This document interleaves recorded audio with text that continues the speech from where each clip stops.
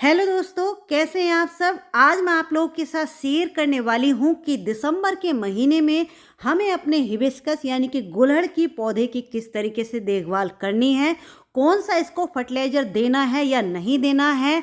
कुछ बहुत ही इम्पोर्टेंट काम है जो कि इस टाइम पर आपको अपने गुड़हल के पौधे पर ज़रूर करने होंगे। क्योंकि देखिए, जैसे जैसे धीरे धीरे ठंड बढ़ने लगेगी, टेम्परेचर डाउन होने लगेगा, सबसे पहली प्रॉब्लम तो हमारे गुड़हल के पौधे में जो आती है वो ये आएगी। देखिए, जैसे कि आप लोग देख रहे हैं, इस तरीके के कलियों के ऊपर ये ब्लैक एफिड से मिलीबग या पेस्ट अटैक पौधों के ऊपर होगा। क्योंकि देखिए, इस टाइम पर प्रॉपर सनलाइट इनको नहीं मिलेगी, धूप नहीं मिलेगी, तो ये जो ब्लैक एफिड्स हैं या फिर मिलीबग हैं पौधों के ऊपर अटैक करेंगे। और जब पौधों के ऊपर इस तरीके का अटैक होने लगता है तो पौधे वीक होने लगते हैं। जैसे कि आप लोग मेरे पौधे की ये कलियां देख रहे हैं, किस तरीके से कलियों के ऊपर ब्लैक एफिड्स लगे हुए हैं। अगर ये इस पर लगे रहेंगे तो कलियां प्रॉपर तरीके से खिल नहीं पाएंगी, कलियां सूख करके गिर जाएंगे। तो इसका क्या ट्रीटमेंट करना है। दूसरी बात, इस टाइम पर पौधों के ऊपर जितने भी फूल खिलेंगे, फूल तो अभी भी खिल रहे हैं लेकिन फूलों का जो साइज है वो धीरे धीरे छोटा होने लगेगा। जैसे कि आप लोग देख रहे हैं, समर में आप लोगों ने देखा होगा मेरे पौधे के ऊपर दो दो हाथ के ये जो फूल है खिल जाते हैं, लेकिन इस टाइम पर फूलों का साइज कितना छोटा हो गया है आप लोग देख सकते हैं। तो देखिए दोस्तों, सबसे पहला जो काम है जो कि इस टाइम पर हमें अपने पौधों के ऊपर करना सबसे ज़्यादा जरूरी है, वो है देखिए 10 से 12 या फिर 15 दिन बाद अपने पौधों की ऊपर से मिट्टी की लगभग 1-1 1.5 इंच की मिट्टी की गुड़ाई करते रहना है, यानी कि मिट्टी को ढीला करते रहना है।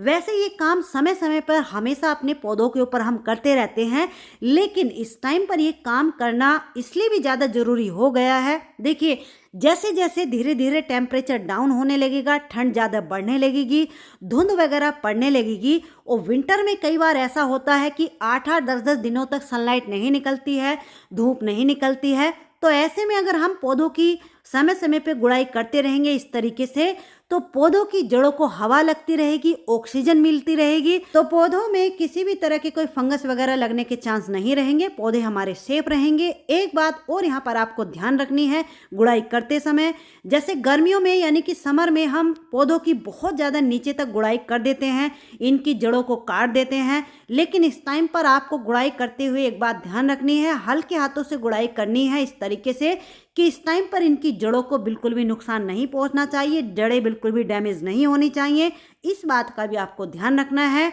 अब बात करते हैं दूसरे स्टेप की। तो देखिए, दूसरे स्टेप में जैसे कि हमने अब इन पौधों की गुड़ाई कर दी है, सुबह के टाइम में हमने पौधों की गुड़ाई की है, अब शाम तक के लिए इनको ऐसे ही छोड़ देंगे, यानी कि 2 से 3 घंटे की अगर इनकी जड़ों को हवा लग जाएगी, सनलाइट लग जाएगी, शाम के टाइम में फिर हमें दिसंबर के शुरुआत में इसको जो फर्टिलाइजर इस टाइम पर देना है वो कौन सा देना है। क्योंकि देखिए, ये हाइब्रिड हिबिस्कस जो होते हैं, ये इनका डोरमेंसी पीरियड ना के ही बराबर होता है, बहुत ही थोड़े से समय के लिए डोरमेंट होते हैं। डोरमेंट इनको कराना पड़ता है क्योंकि अगर इस टाइम पर इनको हम थोड़ा सा रेस्ट दे देंगे तो जैसे ही स्प्रिंग सीजन आएगा, फरवरी आएगा, ये इतने अच्छे से ग्रोथ करेंगे, बहुत अच्छे से फ्लावरिंग करेंगे। तो इसलिए इनको इस टाइम पर थोड़ा सा रेस्ट देना जरूरी है।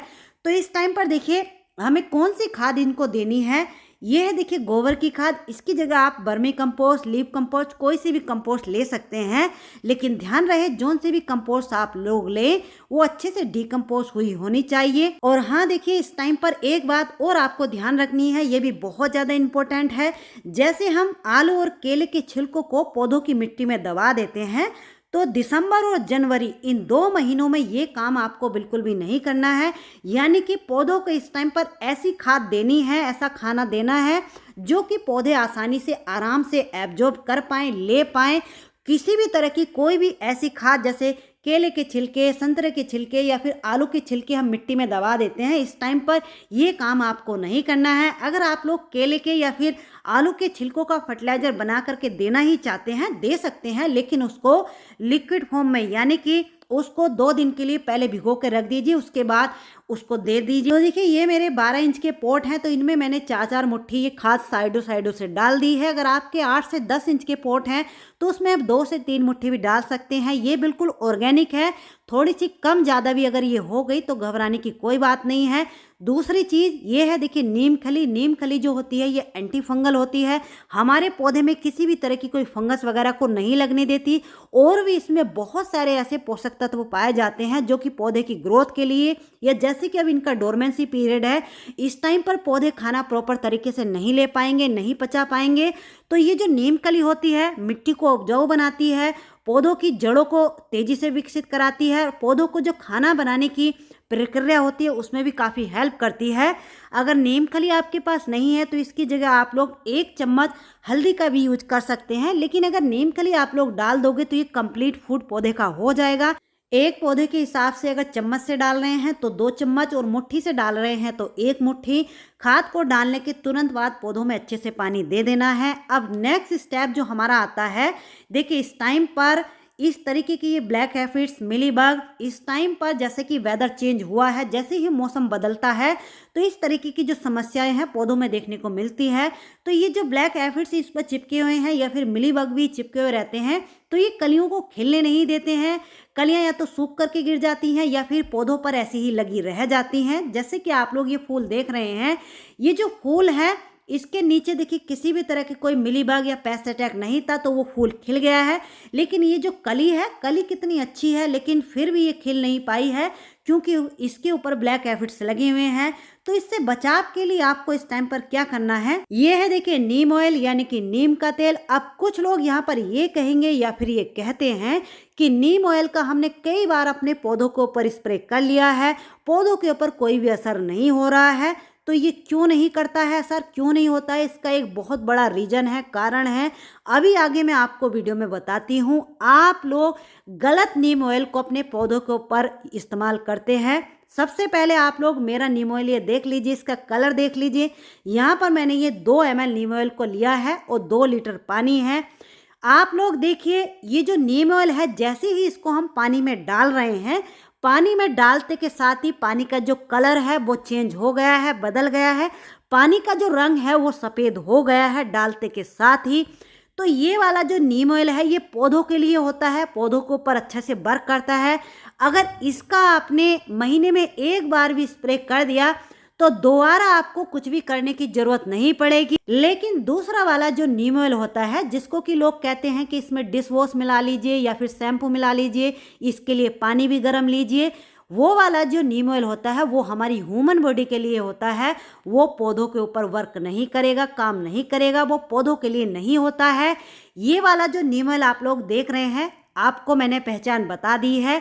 ये आपको एग्रीकल्चर की शॉप से मिलेगा, वहाँ पर जाकर के आप कह दीजिए कि पौधों के लिए जो नीम ऑयल आता है वो आप दे दीजिए। तो इसलिए आप लोग गलत नीम ऑयल का यूज करते हैं, इसलिए आपके पौधों के ऊपर ये वर्क नहीं करता है। अब अगर नीम ऑयल आपके पास नहीं है या आप इसको नहीं खरीद सकते हैं तो इसका दूसरा विकल्प भी मैं आपको बता देती हूँ। ये है देखिए बेकिंग सोडा यानी कि खाने वाला सोडा है, जिसको हम खाने में इस्तेमाल करते हैं।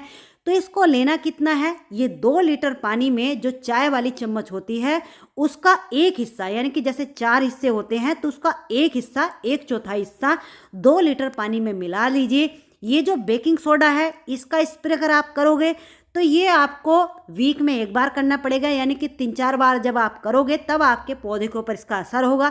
लेकिन नीम ऑयल का स्प्रे अगर आप लोग 1 बार भी कर दोगे तो दोबारा आपको करने की ज़रूरत नहीं पड़ेगी। तो देखिए इसको इस तरीके से जहाँ पर भी जिस भी कली पर, पत्ती पर इस तरीके के मिलीबग या पेस्ट लगे हुए हैं उनको अच्छे से वॉश कर दीजिए, यानी कि पूरे पौधे को अच्छे से नहला दीजिए। तो देखिए आप लोग देख सकते हैं, जैसे ही हमने पहले ही स्प्रेयर से एक ही स्प्रे किया है, इनके ऊपर जितने ब्लैक एफिड्स लगे हुए थे वो सारे हट गए हैं। इसका एक और विकल्प मैं आपको बताती हूँ। देखिए किसी भी तेज स्प्रेयर से, जैसे कि हम बोतल से स्प्रे कर रहे हैं या फिर जैसे जो घर में पानी वाला पाइप होता है पानी देने का, यानी कि पानी का अगर तेज प्रेशर से इनकी कलियों के पत्ते के ऊपर आप मारोगे तो उससे भी ये जो मिलीबग या फिर ब्लैक एफिड्स होते हैं वो हट जाते हैं। एक बार ये ब्लैक एफिड्स या मिलीबग हट गए, नीचे गिर गए मिट्टी में, फिर इनकी लाइफ खत्म हो जाती है। तो ये काम भी आप कर सकते हैं। अब स्प्रे करने के बाद एक काम और आपको अपने पौधों के ऊपर कर लेना है।